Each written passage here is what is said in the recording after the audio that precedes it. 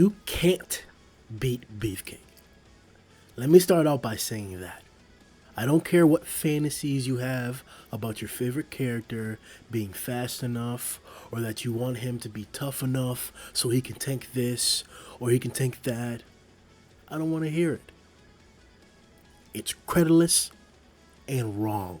One is an exceptional author who has shown us the higher echelons of power since the beginning of the series. Since chapter 3, we have seen monsters capable of fighting and defeating main villains of recent arcs. Sometimes we forget that if Saitama was required, not coincidentally being around, but required, that's an impressive thing. Think of 5 characters. Count them on one hand. 3 of them can't beat Beefcake. Do it again with 5 different characters. And another 3 of them are also getting slapped. No, Phoenix Man doesn't have the power to punch through him. No, Atomic can't slice through his fists. No, Rover isn't tanking the Gatling. No, Flashy isn't fast enough to evade the Gatling. No, Darkshan can't tank the fists. No, Goketsu's martial arts are not enough to do the same thing that Saitama did. No, Golden Sperm doesn't stand a chance.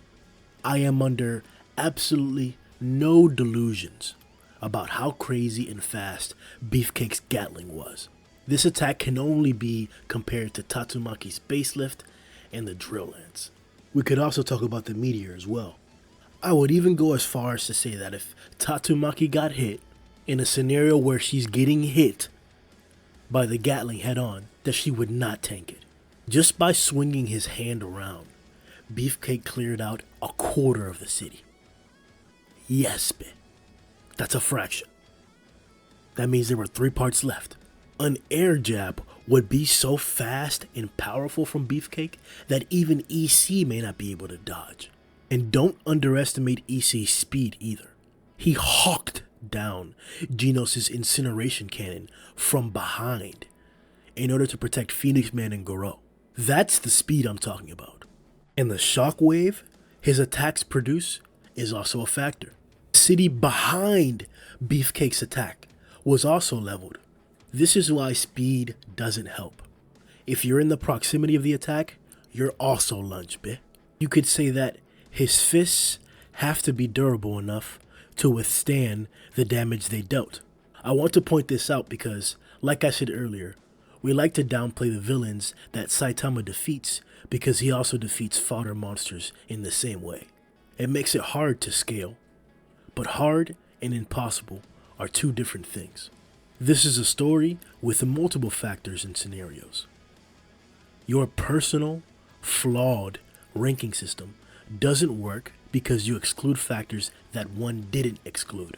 That's why it's delusional to think that Beefcake isn't one of the most durable monsters in the series. And the punch that Cape used to take him out was that thing. Remember, Saitama only launched 1 attack, and it only hit Beefcake. Yet, one declared that Beast City was annihilated. Beefcake should be higher on this list. Beefcake versus EC would be cinematic. A Grand Ocean Cannon would devastate Beefcake. Beefcake punching the Meteor would be an instant classic. Tatsumaki's drill or the Coast Lift would body Beefcake. Golden and Platinum Sperms can't beat Beefcake. But Platinum is fast as hell, boy. I think Platinum Sperm has the speed to evade a Gatling, though I wouldn't be surprised if he didn't. Same goes for Garou at the same particular level. That crater isn't small, like at all. You could argue the distance they traveled during the constellations could have bridged the gap that the Gatling caused, and I wouldn't necessarily disagree, but that's still a great distance. And like I said, I do believe Garou and Platinum should be able to evade it. I don't think Rover's bombs would affect Beefcake enough to stop his Gatling. That doesn't mean they wouldn't harm him. Sage Centipede dwarfs Beefcake, especially in that atmospheric panel when he chased his own core. Beefcake versus Sage would be a blockbuster. Same punch Saitama used to kill Beefcake would kill Rover.